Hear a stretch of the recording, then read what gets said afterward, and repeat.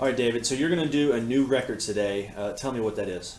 I'm going to go for a half marathon today. Previously, I got to 9 miles, so I'm going to go for the full 13.1 today, see if I can do it. And how are you feeling right now? And what are some of the things you've done to prepare for this half marathon? Well, I started off in October, not going to do a mile. Gradually built myself up to where now I am doing 9 miles. I've done that a couple times now. So the next logical step for me is just to try to go ahead and bust that 13.1. I'm just going to go for all or nothing today and see if we can accomplish that goal. All right, David, so you're still running your half marathon here, and you're at about 4.5 miles in. Right. How are you feeling now? Exhausted. But you just kind of have to get your mind off of it, quit looking at the screen. Got music going, singing at the top of my lungs, thinking about other things, just trying to do whatever I have to do to get my mind off of it. All right. But it's not easy. We'll see you in a few miles. All right, David, you're at 11.4 almost. How are you feeling now? Like hell frozen over. All right, David, you're at the finish line. You're almost there. What are you thinking about right now? I want it to stop. I want it to stop now. And I've got 9 seconds. 9 seconds left.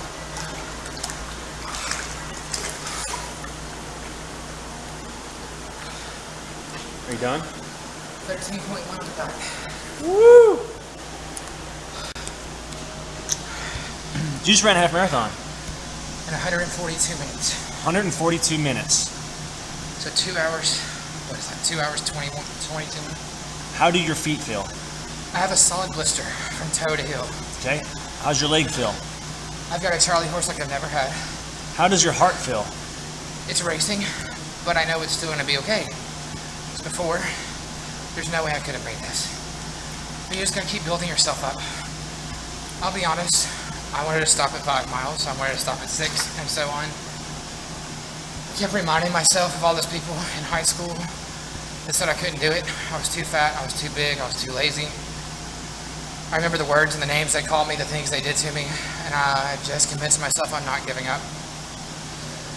I remember looking at myself in the mirror a year ago and thinking how pitiful I was, how I couldn't do anything, and thinking that I set a goal. I told everybody on Facebook, told all my friends and family yesterday that I was going to do this. I shot a video before I started saying I was going to do it. I didn't want to be a liar. So I forced myself through it, pain and all. It's going to hurt. It's going to hurt bad. But you just got to do it. Once you put your mind to a goal, just go for it. Now, what was in your mind a year ago when you decided, I've got to change my lifestyle? What made you, what was the breaking point for I that? had a second meniscus tear in my knee. Almost 400 pounds.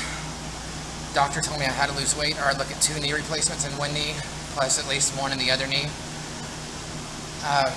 But I couldn't exercise because I was so far overweight that the weight would damage my knee even more. So I had to take drastic actions. I did have weight loss surgery, but as soon as I started able to exercise, I came here to H3O. Even when I shouldn't have been on my knee yet, because of the water here, I was able to do that. I was able to give me a kickstart on my fitness program, my exercising.